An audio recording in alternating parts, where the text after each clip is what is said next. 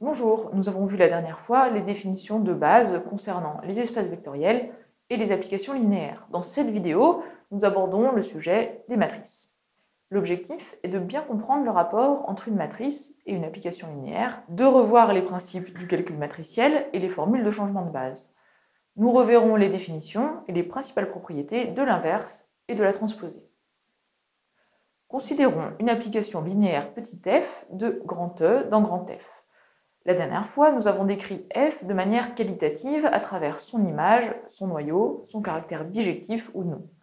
Entrons dans les détails. Comment caractériser f entièrement et de manière synthétique? Rappelons-nous, la dernière séance, étant donné une base U de l'espace de départ, f est entièrement déterminé par l'image des vecteurs formant U, c'est-à-dire par les vecteurs f de U1 jusqu'à f de UP, où P est la dimension de E. De plus, étant donné une base V de l'espace d'arrivée, chaque f de uj s'écrit de manière unique comme une combinaison linéaire des vecteurs vi avec des coefficients que nous appelons ici mij. Ces coefficients sont souvent appelés coordonnées de f de uj dans la base V. Si l'espace d'arrivée est de dimension n, il y a n coefficients pour chaque vecteur de départ uj. Au total, il faut n fois p coefficients pour déterminer entièrement f. On appelle matrice de f dans les bases U et V le tableau M formé par les coefficients M et J. Le premier indice, ici I, est par convention l'indice des lignes, alors que le deuxième, ici J, est l'indice des colonnes. Ainsi, la jème colonne de M contient les coefficients M et J pour I variant de 1 à n, c'est-à-dire les coordonnées de f de uj dans la base V. Ainsi, MIJ est la ième coordonnée du vecteur UJ dans la base V. Évidemment, les coefficients dépendent du choix de la base d'arrivée V et a fortiori du choix des vecteurs de départ UI. Si on change les bases de départ et d'arrivée, on obtiendra une matrice complètement différente. L'intérêt des matrices est de pouvoir expliciter les calculs et d'avoir une représentation visuelle. On définit le produit de x par m, y égale mx, de la manière suivante. Y est une matrice colonne de taille n. La ième coordonnée de y est obtenue à partir de la ième ligne de m et de x. Plus précisément, la ième coordonnée de y est la somme des produits, terme à terme, de la ligne i de m avec la colonne x. Ceci s'écrit yi égale la somme pour j égale 1 à p des mij fois xj. Maintenant, si on se donne x dans l'espace de départ, comment calculer f de x? Fixons une base de départ U et une base d'arrivée V. Appelons M la matrice de F dans les bases U et V, c'est-à-dire telle que MJ soit la ième coordonnée de F de UJ dans la base V. Écrivons ensuite la matrice colonne formée par les coefficients de X dans la base U. En calculant le produit matrice colonne MX, on obtient une certaine colonne grand Y avec des coefficients YI. Alors, on peut montrer que grand Y est précisément la colonne associée au vecteur f de x dans la base V. C'est-à-dire que f de x s'écrit comme la somme des yivi de 1 à n. Je vous conseille de vérifier cette affirmation à la main pour en être bien convaincu. Pour résumer, si on effectue le produit matriciel mx et que l'on obtient y, alors on sait que le vecteur f de x s'écrit comme la somme des yivi. Et on a bien déterminé f de x. Jusqu'ici, on a toujours travaillé dans des bases de départ et d'arrivée U et V quelconques. En fait, en dimension P donnée, on a une base très naturelle qu'on appelle base canonique et qu'on note ici E. Chaque vecteur EI de E est le vecteur de RP formé uniquement de 0, sauf à la ième position, qui vaut 1. Ceci permet d'écrire tout vecteur x égale x1 xp comme une combinaison linéaire d'EI avec des poids xi. Attention, dans n'importe quelle autre base U, on ne pourra pas dire que x égale la somme des xi. Il faudra calculer de nouveaux coefficients grâce à une formule de changement de base qu'on va voir juste après. En ce qui concerne les matrices d'application linéaire, par convention, si on ne précise pas les bases de départ et d'arrivée, cela signifiera qu'on a choisi les bases canoniques au départ et à l'arrivée. On dira en abrégé M est la matrice de F au lieu de M est la matrice de F dans les bases canoniques de RP et de Rn. Enfin, si l'on travaille dans les bases canoniques, on pourra parler indifféremment du vecteur x égale x1 xp ou de la matrice colonne x de coordonnées x1 xp. Introduisons une nouvelle opération sur les matrices, le produit. Jusqu'ici, on n'a traité que le cas où la deuxième matrice n'a qu'une seule colonne. On se donne maintenant deux matrices P et M, telles que le nombre de colonnes de P soit égal au nombre de lignes de M, c'est-à-dire N. On définit le produit PM de P et de M, qu'on note ici Q, à partir de la définition du produit matrice-colonne. Q aura le même nombre de lignes que P et le même nombre de colonnes que M. La jème colonne de Q est le produit de la matrice P et de la jème colonne de M. On comprend mieux sur le schéma pourquoi on a précisé au départ qu'on devait avoir autant de colonnes dans M que de lignes dans M. Le produit de deux matrices a une interprétation simple en termes d'application linéaire associée, tout comme le produit d'une matrice et d'une matrice colonne. Si F est une application linéaire de Rp dans Rn et G une application linéaire de Rn dans Rq, alors nous avons vu la dernière fois que l'application composée G rond F est une application de Rp dans Rq. Donnons-nous trois bases U, V et W, respectivement de Rp, Rn et Rq.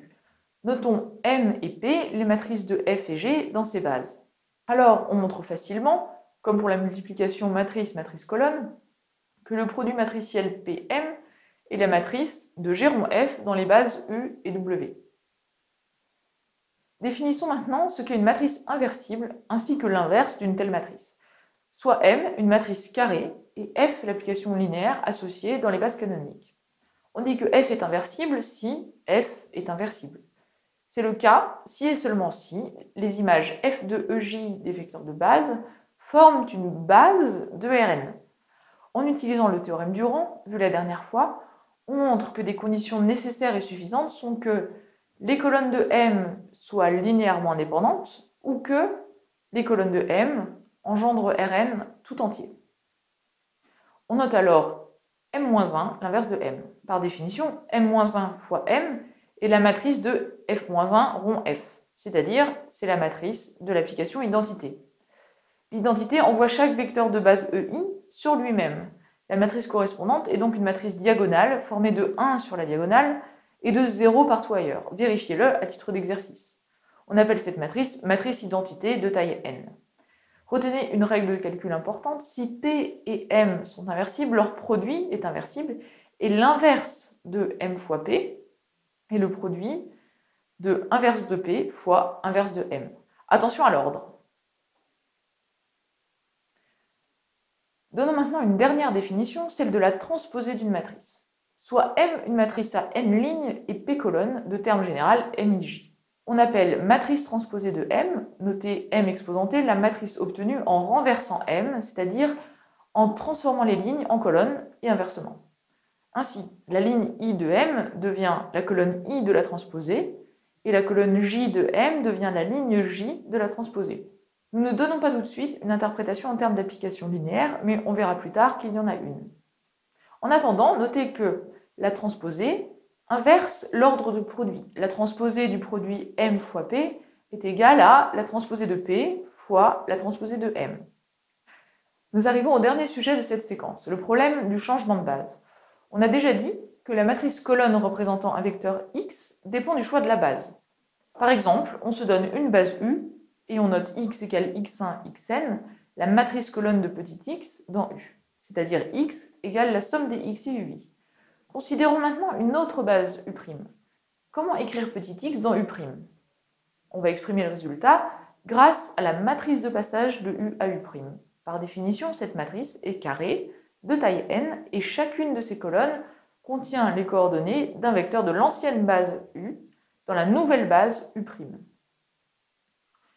On va maintenant exprimer grand X en fonction de grand X' et de la matrice de passage P. On écrit d'abord le vecteur X dans la nouvelle base, X égale la somme des X'I, U'I. On remplace à la deuxième ligne chaque U'J par son expression dans l'ancienne base U. On connaît cette expression grâce à la matrice de passage. On a donc une double somme et on permute l'ordre de sommation à la troisième ligne. Ainsi, on obtient le terme en rouge en facteur devant le vecteur UI. Ce terme en rouge est donc le coefficient du vecteur X dans l'ancienne base, c'est-à-dire petit xi. On a donc montré que petit xi égale la somme sur j des pij fois x'j. Mais souvenez-vous du produit matrice-colonne, cette expression est égale au ième terme de la matrice colonne Px'. Comme ceci est vrai pour tout i de 1 à n, on a finalement montré que x égale p fois x'. En multipliant cette égalité à gauche par p-1, rappelons que p est inversible, on obtient x' égale p-1 fois x. C'est le résultat à retenir. Nous arrivons au dernier point du programme d'aujourd'hui, l'effet d'un changement de base sur la matrice d'une application linéaire. Comme d'habitude, on se donne petit f, une application linéaire, des bases grand U et grand V au départ et à l'arrivée, qu'on appelle ancienne base, et supposons connue la matrice grand M de f dans les bases U et V. On se donne maintenant de nouvelles bases U' et V' au départ et à l'arrivée. Question. Quelle est la matrice de f dans les nouvelles bases? Notons respectivement x et x', les matrices colonnes de petit x dans l'ancienne base U et la nouvelle base U'. De même, notons respectivement grand Y et grand Y', les matrices colonnes d'un vecteur petit y dans l'ancienne et la nouvelle base. Avec ces notations, la matrice M' qu'on cherche est l'unique matrice telle que y égale f de x si et seulement si grand Y' égale M' fois grand X'. Ceci serait écrit en termes de matrice seulement, grand Y égale M fois grand X si et seulement si grand Y' égale M' fois grand X'. On utilise maintenant la formule de changement de base établie précédemment pour une matrice colonne. On a grand X égale P fois X' et grand Y égale Q fois Y'. Remplaçons X et Y par ces expressions. L'égalité Y égale Mx équivaut à QY' égale M fois Px'. Ou encore, en multipliant à gauche par Q-1, Y' égale Q-1 MP X'. On vient donc de trouver une matrice, le terme en bleu, telle que la première série d'équivalence soit valide. C'est-à-dire on a trouvé M' et on a montré que M' égale Q-1 fois M fois P. Cette semaine, nous avons fait le tour du vocabulaire incontournable en algèbre linéaire. La semaine prochaine, nous verrons que l'on peut avoir un point de vue géométrique qui permet de donner un sens très concret à certaines opérations matricielles. On verra aussi comment utiliser ces interprétations pour réduire les matrices, c'est-à-dire les réécrire sous forme de produits de matrices plus faciles à manipuler.